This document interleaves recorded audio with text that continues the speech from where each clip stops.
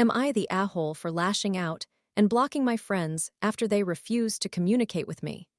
I am a 20-year-old female who has struggled with alcohol dependency since I turned 18. Additionally, I have bipolar disorder for which I take medication, making drinking particularly harmful for me. There is a specific bar in my area that my friend group dislikes when I visit, and I have chosen to stop going there for my own well-being, especially because there is a predatory individual working at that establishment. 3 weeks ago, my friends confronted me in a serious discussion about my drinking habits, which I took to heart. However, it is not easy for me to simply quit whenever I choose. My friends also engage in their own self-destructive behaviors. Heather repeatedly gets involved with terrible men but continues to return to them. Evan struggles with nicotine addiction, and Amy had a tumultuous relationship with a married man at a bar where she worked previously. A few days after their intervention, I found myself in an uncomfortable situation that I still hold myself responsible for. A person I knew, who was older than me, forcibly kissed me, which traumatized me greatly because it was not the first occurrence of something like this. In my distress, I turned to alcohol and ended up drinking excessively that day, returning to the bar that my friends disapprove of. We had planned to meet later that evening, and I checked in with them to see if we were still on for our get-together. However, Evan took a screenshot of my location and replied, "Nah," suggesting that we were no longer hanging out because I was at that bar. The next day, I saw on social media that Heather, Evan, and Amy had gone out for dinner without me. While it may seem immature to feel hurt, it genuinely stung since we had always been a close-knit group. I felt confused and saddened, and the following day, I reached out to Evan and Heather, whom I am closer to express my feelings. Here is a shortened version of what I shared for clarity. I felt it was unfair that I was continually put on public trial, with my mistakes always highlighted, while you all enjoyed the privilege of privacy. For instance, I never intended for you to know that I went to that bar, and it felt unjust to be blamed for us not hanging out anymore. I do not publicly shame you when you struggle to quit cigarettes or return to harmful relationships. While I care about you as a friend, I do not call you out or deliberately exclude you from activities because you have not followed through on your commitments. How can you expect me to meet standards that you cannot uphold yourselves? It was painful and disappointing to receive criticism under the pretext of concern, only to be left out afterward. That is not the behavior of a true friend. You say you care, which is why you act this way. Perhaps. However, I care about you when you engage in self-destructive behaviors, yet I would never threaten to abandon you or intentionally exclude you from anything. I do not expect unlimited forgiveness from you, and I understand that you do not owe me anything as a friend, since it is my own responsibility to take care of myself. Still, I had hoped you would extend to me the same understanding and respect that I have consistently given to you. Heather merely stated that she was busy and would respond later. Then she mentioned that being supportive does not equate to complacency, something I wholeheartedly agree with. Evan did not respond at all. The next thing I said may not have been very cool, possibly explaining the lack of replies, but my message went unanswered for a day, prompting me to leave all the group chats. It was incredibly hurtful to realize that I could not even receive an explanation and saw that you all went out.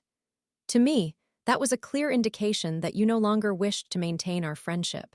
Since then, there has been nothing but silence. Yesterday, I met up with a mutual friend and learned that they still wanted to salvage our friendship. They felt upset with me, believing that I did not take their intervention seriously, which led them to choose the silent treatment. I reached out to Heather, asking if we could talk and meet up at our usual hangout spot, but she did not reply. Consequently, I turned to Evan, inquiring whether he was going out that day. He responded by stating that both Heather and I were busy with school and work, suggesting we find another time to converse. This was acceptable, yet I was confused as to why Heather could not communicate with me directly and instead chose to engage with Evan. I directly asked her if she still wished to be friends, and she replied that a part of her still wanted to. However, this situation was not handled well, which left me extremely upset. At that moment, I lost my composure. "You all are the ones who literally stopped speaking to me," I expressed. "It isn't fair. I stood by your side and listened to you vent about every single time you suffered at the hands of dreadful men and engaged in self-destructive behavior. I never abandoned you, even though I had every right to do so.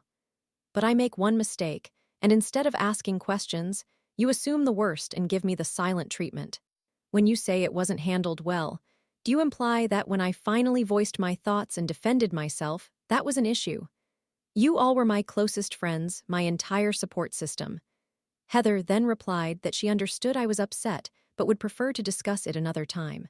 At this juncture, I also inquired with Amy about why she had not said a word during the fallout, and her only response was to remove me on Instagram. I was attempting to communicate with them, but they consistently ignored my efforts.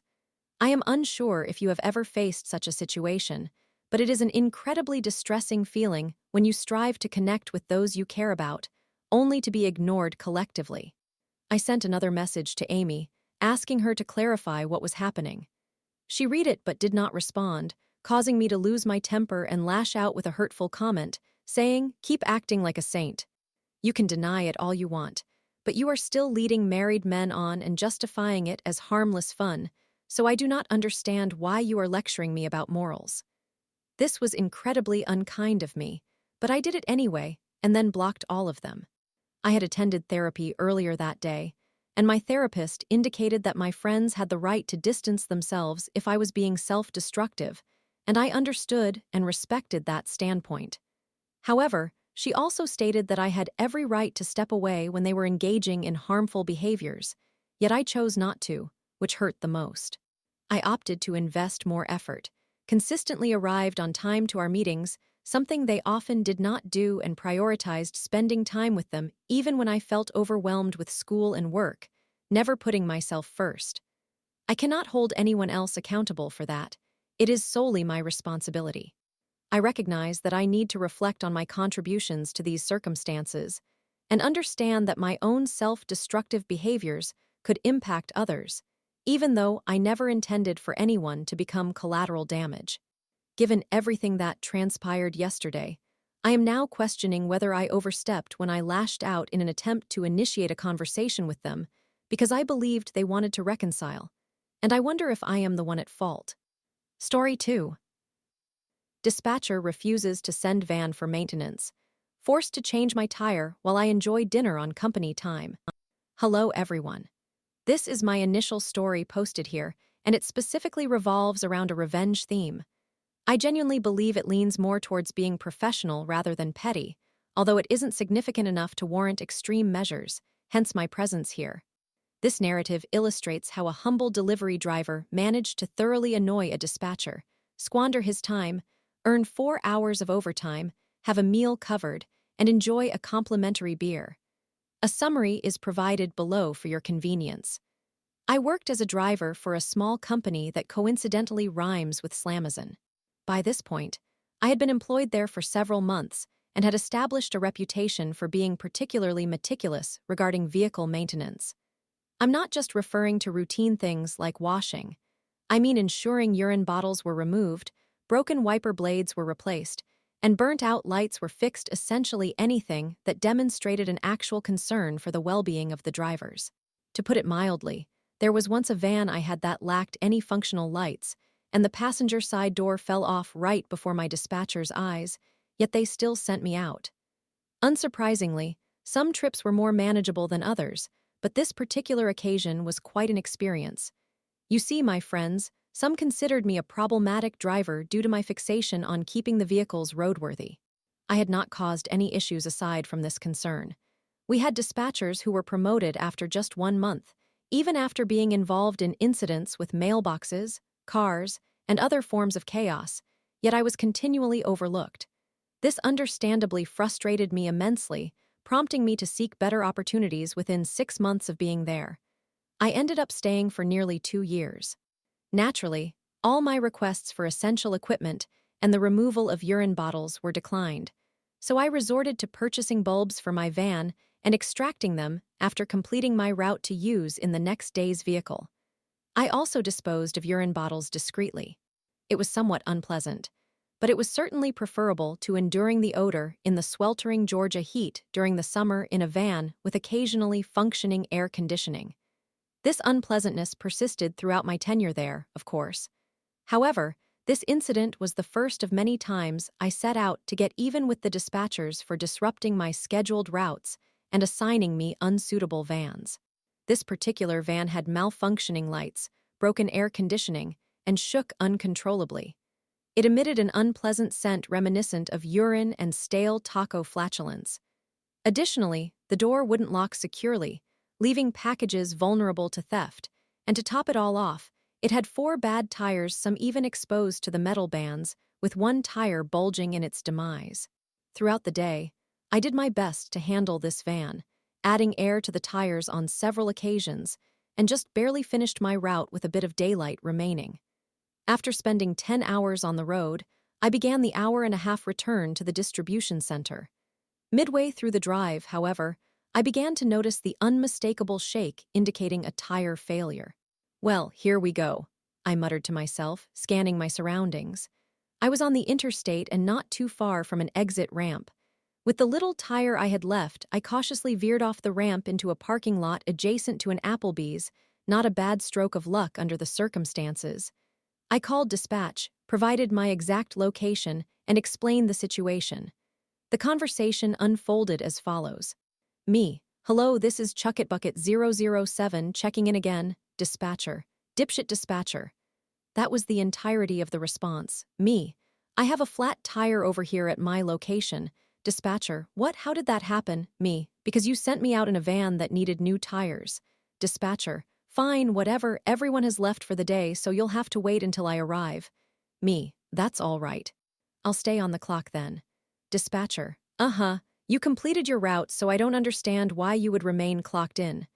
Me: "Because I am still responsible for this vehicle, I have the keys, and if you want me to return it, you'll need to keep me on the clock." Prior to reaching out to the dispatcher, I had contacted company HR and explained the situation, and they assured me that my time would be documented. Dispatcher: "Fine, I have things to accomplish tonight, so we need to expedite this." Perfect. Time to toy with this individual. While I presented him with excessively vague directions and enjoyed a steak dinner alongside a large beer, still on the clock, and I no longer cared, he finally located me. Upon his arrival, I noticed he had brought the tiniest, saddest jack imaginable that was utterly unsuitable for the job. Me: "Well, get to it. You made me leave with this van, so it's your responsibility to change the tire." Dispatcher: "No way, you were driving IT and—" I interrupted. Me: "Drivers are not permitted under company policies to undertake repairs on the vans." He had previously reprimanded me for replacing bulbs. Only dispatch, management, maintenance, and the repair shop are authorized to conduct repairs. I then walked away to finish my meal, while he struggled to fix the flat tire with a jack that could barely lift the front of the vehicle, resorting to using bricks and other items just to raise it sufficiently. In total, I wasted 4 hours of his time, causing him to miss his chance to relax and smoke, and he ultimately missed a game on which he apparently had placed a bet. I ended up having my meal essentially at no cost, due to the substantial overtime I accrued that week. As an additional twist, corporate intervened, subsequently terminating the manager, assistant manager, and this particular dispatcher due to their failure to maintain vehicles in compliance with Department of Transportation standards, and for mismanaging the delivery service provider following my chat with human resources during the incident. I presented them with text messages along with some recorded audio evidence of the dispatcher's unprofessional behavior. 1 week later, corporate appointed temporary management to oversee the replacement of the vans with improved models, train new management, and of course, provide guidance on handling vehicle breakdowns, allowing drivers some maintenance authority. Summary: you want me to operate a van that is unserviceable? I will relish a nice meal, earn overtime, all while you struggle to change the tire and you still end up losing your job. Edit: I am using mobile, so please excuse any grammatical errors and awkward sentence structures. Edit 2: I am amazed, everyone. I did not anticipate so many of you would take the time to read this. Thank you. Edit 3: I have additional stories from my time at Blockbuster, Walmart, HP, Auntie Anne's, Slamazon, an Italian restaurant as a delivery driver, and numerous others that I would be delighted to share. Feel free to inquire. Edit 4. I hope the summary is now a bit more precise. Also, thank you for the silver, whoever you may be. Story 3. Did I, 31F, exaggerate on this occasion?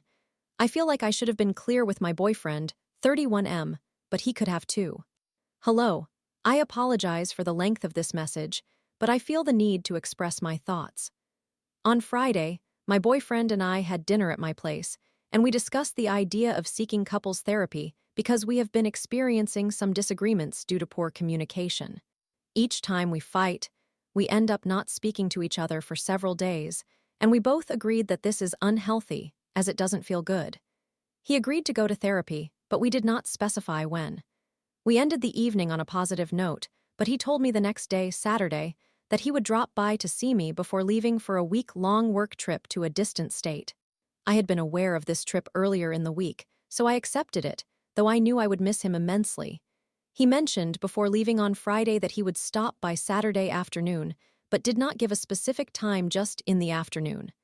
I was fine with that, but I didn't ask him what time he intended to come over. I had faith that he would arrive perhaps around 2, 3, or 4 p.m. Early on Saturday, I had a medical appointment, and afterward I was supposed to meet a friend for lunch, but my friend canceled, and we rescheduled. After leaving the doctor's office, I informed my boyfriend that I was on my way home and that my lunch plans were canceled.